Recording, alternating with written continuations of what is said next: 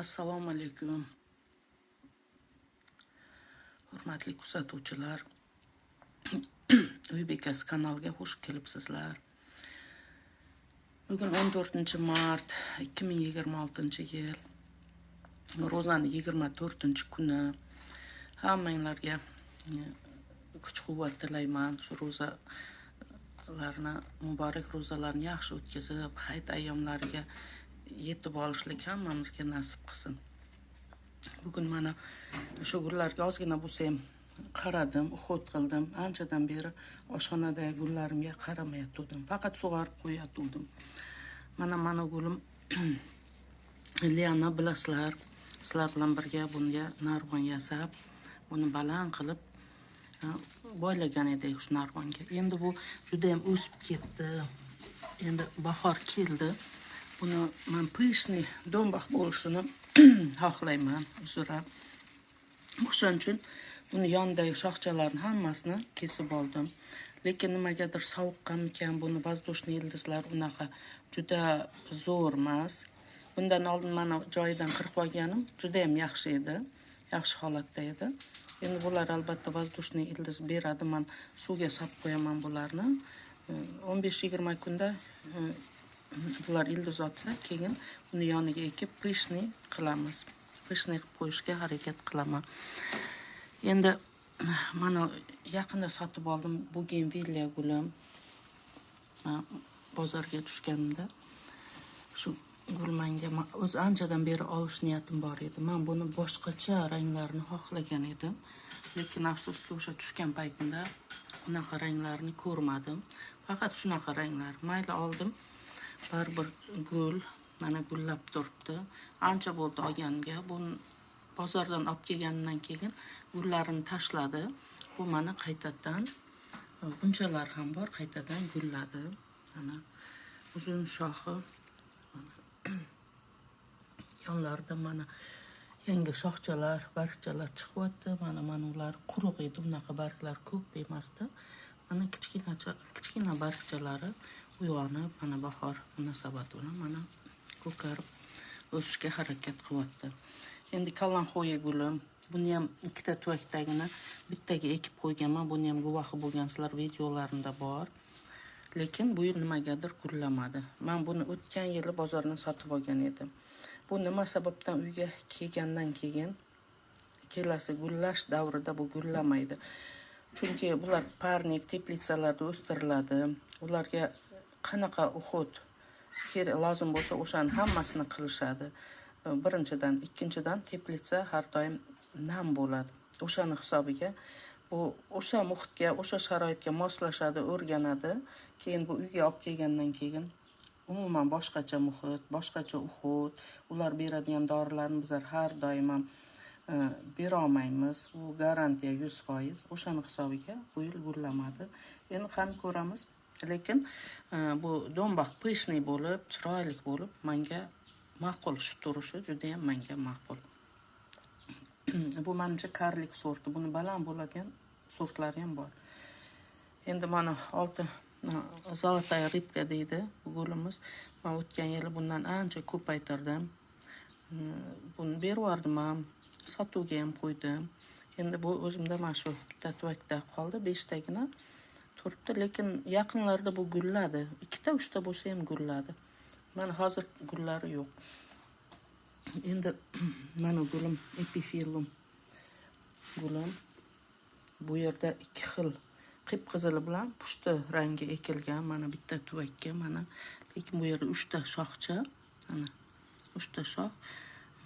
Gullashini juda ham kutyapman. O'tgan yili juda ham uzun zo'r barglar berdi. Xursand bo'ldim. Gullasa kerak desam, qanaqadir kasallik tushdi.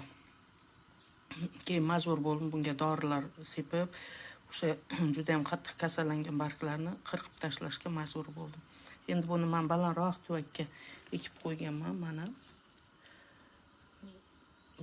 balandlikni yaxshi ko'rar ekan, balanda yaxshi o'sar ekan. YouTube kanallarida men ko'rgan edim. O'shaning uchun shu tuvakka ekib qo'ydim balandroq. Lekin o'sishi yaxshi. Mana yangi barglari juda ham yaxshi o'syapti. Qani ko'ramiz, kutamiz. Umid qilaman gullashni. Endi mana begonya gulim. O'tgan yili men olgan edim, 2 tami 3 ta begonya olgan edim. Unga uhud qilolmadim. Har qanaqasi harakat qildim, lekin u bitta barglari qurib chetidan qurib kelib, keyin oxiri tugagan edi qurib. Men bu yil yana harakat qildim. Buni go'zalligi shunaqa odam o'ziga rom qiladiki, bozorda ko'rsangiz albatta olasiz. Olishga harakat qilasiz. Mana men sotib olganda bu barglari yo'q edi. Bir 2 ta 3 ta barg bor edi. Bular hammasi kichkina bo'lib turgan edi. Mana tagida hozir ko'rsataman.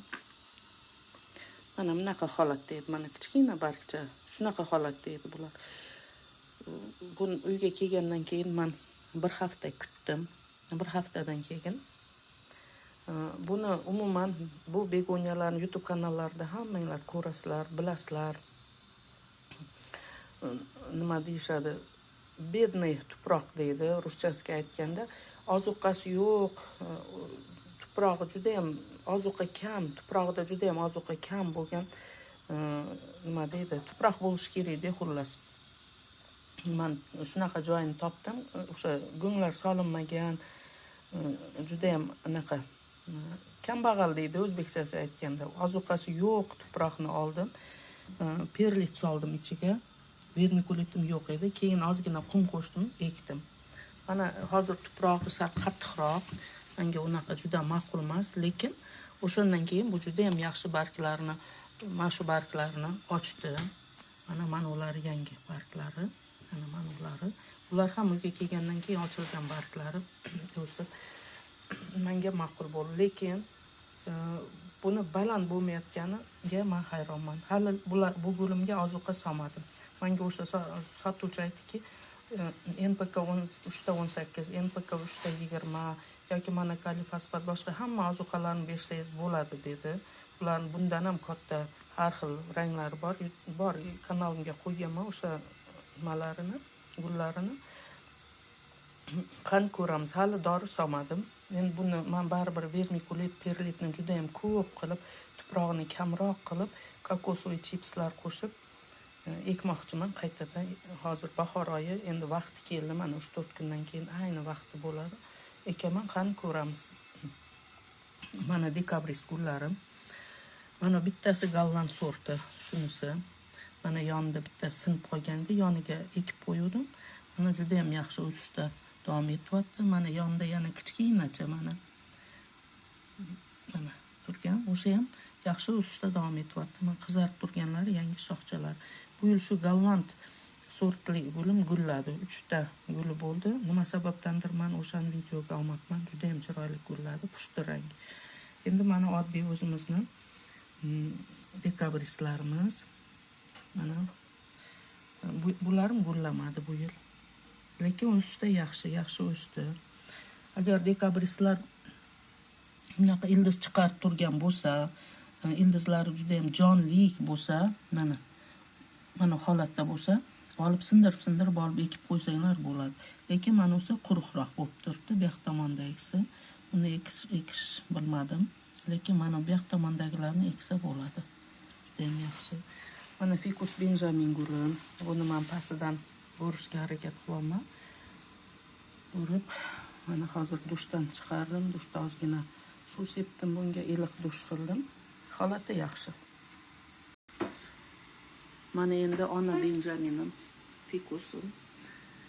Bu qishi bilan rosa barg to'kdi. Buni dushga olib kirmadim. Barglarni to'kadi. Bu bilasizlarmi, stressga tez tushadigan gul. Fikus benjamin tez stressga tushadi.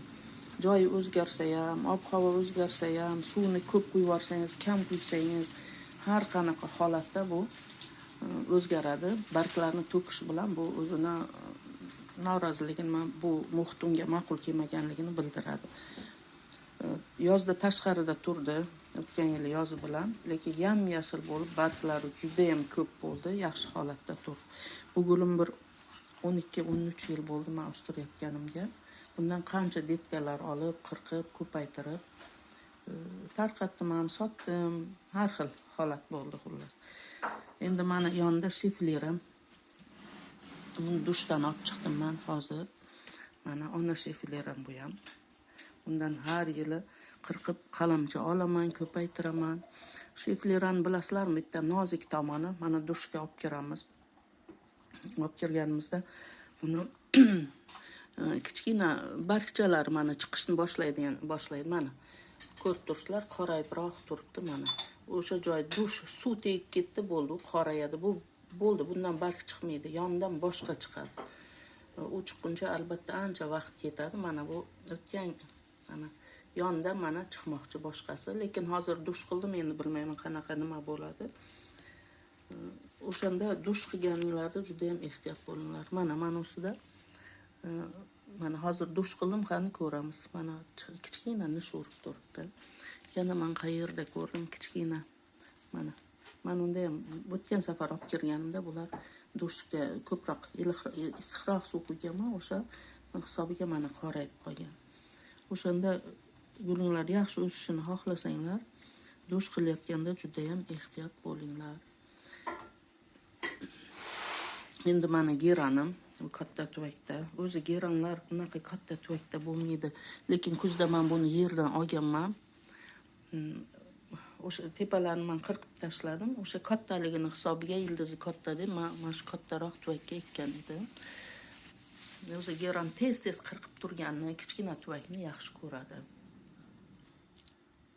Bu geran gulim gullashga ham harakat qilgani yo'q. Sababi tuvak katta, uni kuchi hammasi o'sha tuvakni to'ldirishga ketyapti.